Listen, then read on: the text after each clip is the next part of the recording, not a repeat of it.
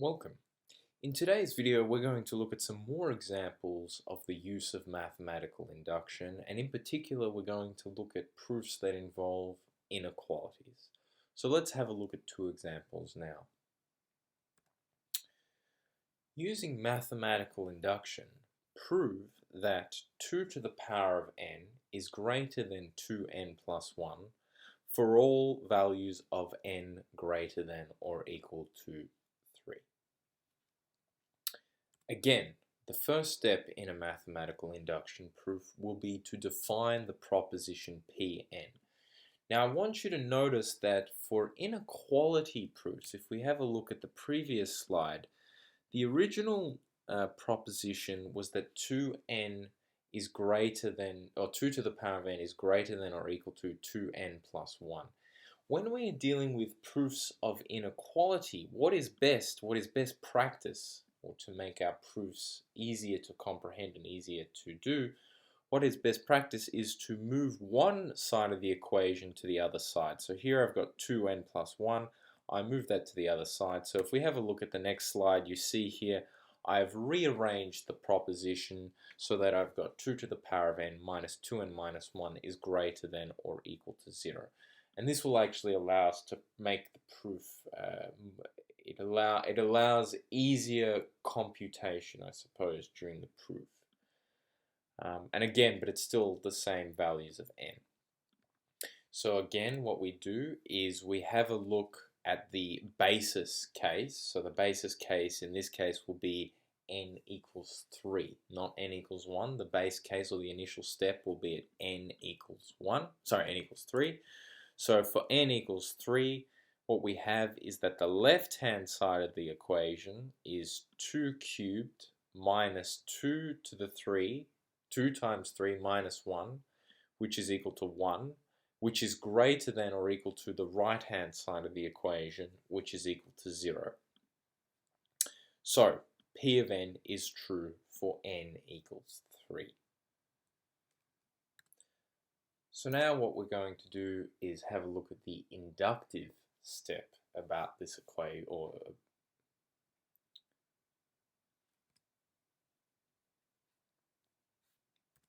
so now we will take a look at the inductive step of this proof.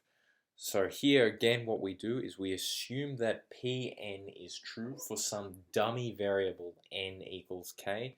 And in this case, I've written where k is greater than or equal to 3. Remember, this proof is only valid for values of n greater than 3 anyway.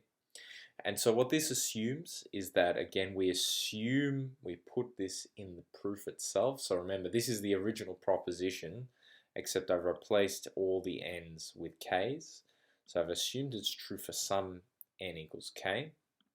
And then my goal will now be to look at what happens when n is equal to k plus 1. So when n equals k plus 1, what do we have? The left-hand side of the original proposition involving n's looks like 2 to the power of n minus 2n minus 1. And now I'm going to substitute k plus 1 into this particular example here. So I've rewritten everything that's an n as k plus 1. Now, recall that in the previous proofs, what we tried to do with the equality proofs, at least, is we tried to substitute in our original proposition, so our original assumption. So very much like those proofs, we're going to try and again resubstitute in our original assumption. So what you see here is remnants of our original assumption. You see here I've got a negative 2k here. I've got a negative 2k here. I've got a minus 1 here. I've got a minus 1 here. And I've got a 2k here, and I've got a 2k plus 1 here. What I'm going to do here in this next step is I'm going to rewrite this as 2, this 2 to the k plus 1, as 2 times 2k. Again, this is just bringing that power down the front here. And now it looks like I've got two lots of that 2 to the k. I've still got my minus 2k here, And in fact, what I've done is I've said minus 2 times 1 minus 1 gives me negative 3. But again, I could easily have minus 2 minus 1. And so what I'm going to do next is I'm going to try and particularly isolate that a particular assumption. So I'm going to take one of these 2 to the k's. I'm going to take this minus 2 to the k. I'm going to take a minus 1, and then I'm going to see what's left over. So here I've got one of the 2 to the k's, the minus 2k, a minus 1, and what I'm left with is one of the other 2 to the k's and a minus 2. Now, here is the beautiful part of the induction proof. This expression we know is greater than or equal to 0 by assumption. This part of the expression is also greater than or equal to 0 by definition of what 2 to the k looks like. 2 to the k will always be greater than 2 when k is greater than 3. And so we know that altogether, this particular summation, because this has to be greater than 0 and this has to be greater than 0, then the whole thing has to be greater than 0. And so we've proven that for n equals k plus 1, the proposition also holds true. And what I've done here, I've written that 2k minus 1 is greater than 0 comes from our assumption. And the fact that 2 to the k minus 2 is greater than 0 comes from general reasoning about the behavior of 2 to the power of k. And so what we showed on the previous slide was that if p of n is true for n equals k, then p of n is also true for n equals k plus 1. And so our final step in the mathematical induction proof is to use the principle of mathematical induction. And this says that, well, p of n is true for n equals 3, and because p of n is true for n equals k implies that p of n equals true p of n is true for n equals k plus 1, then by the principle of mathematical induction, p of n is true for all values of n greater than or equal to 3. Let's now have a look at a second example. So, using mathematical induction, prove that 2 to the n is greater than or equal to n squared for all values of n greater than or equal to 4.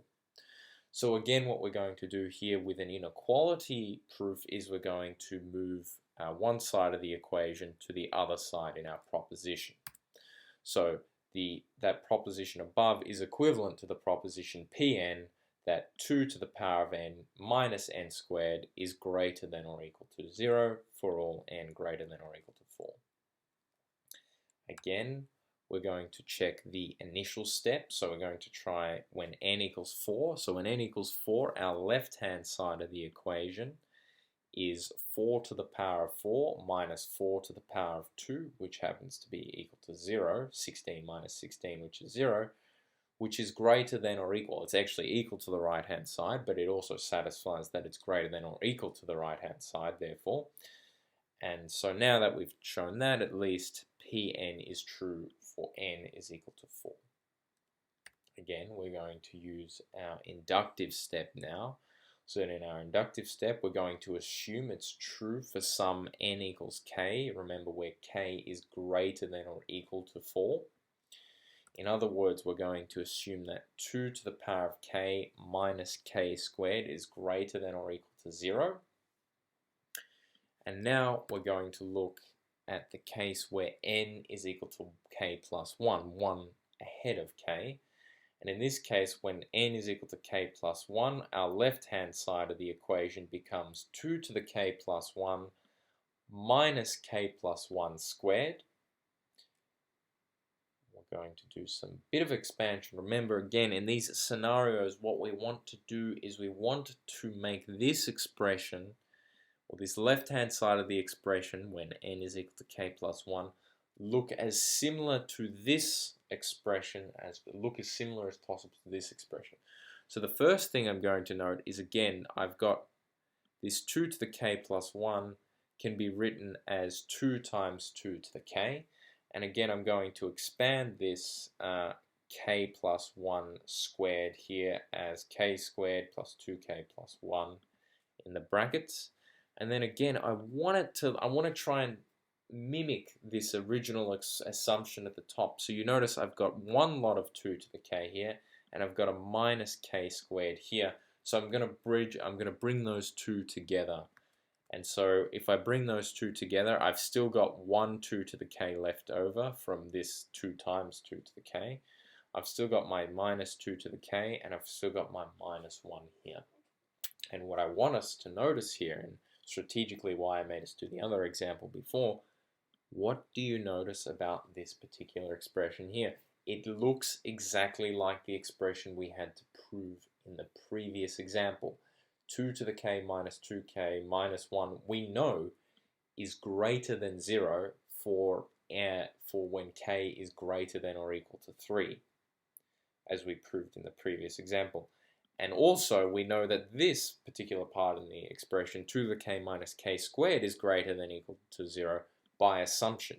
And so together this is greater than 0, this is greater than 0, and so together they are both greater than 0, which is equal to the right hand side. And so, and I've just written a bit of a note here that, again, I'll reiterate that this part of the expression, the 2k minus k squared, comes from our assumption up here, but the other side of the addition comes from our previous proof. So ideally, if we were just given this proof, we'd actually have to do an induction within an induction proof.